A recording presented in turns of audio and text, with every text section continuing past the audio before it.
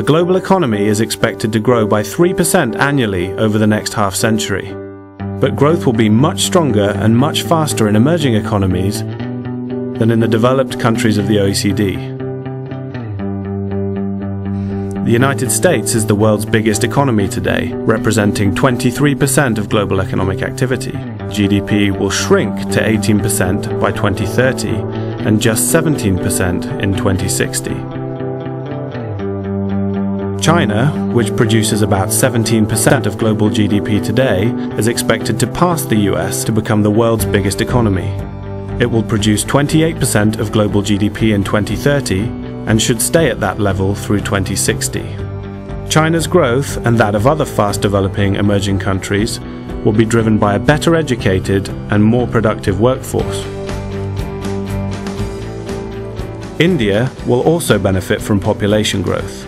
It will jump from 7% of global GDP today to 11% in 2030 and 18% in 2060. Population aging, on the other hand, will drag down growth in many countries and regions. The euro area is the world's second leading economy, with 17% of global GDP.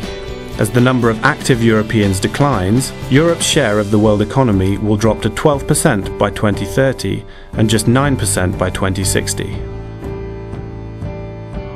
Japan, which accounts for 7% of global GDP today, faces a similar crisis. Its aging population will push its share of global GDP down to 4% by 2030 and just 3% by 2060.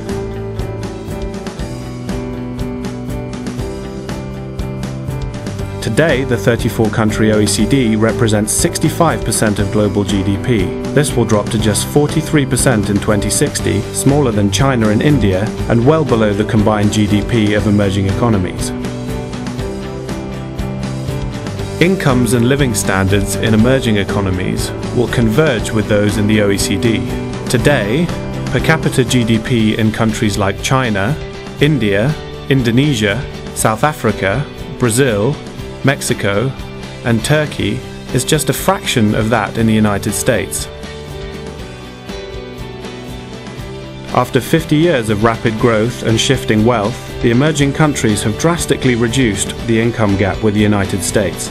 Richer OECD countries like France, Italy, Spain, Ireland, Greece will see their per capita income fall when compared with the US.